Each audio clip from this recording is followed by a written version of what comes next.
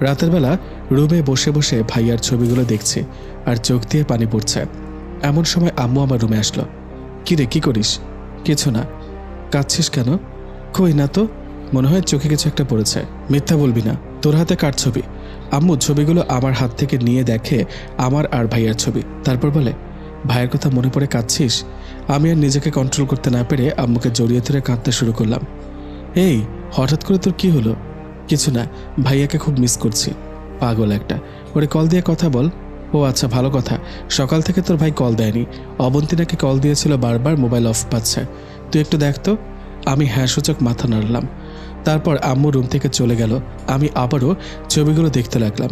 এভাবে 2 দিন চলে গেল। আম্মু, আব্বু, ভাবি সবাই অনেক টেনশন করছে। ভাইয়ার কোনো খবর নেই।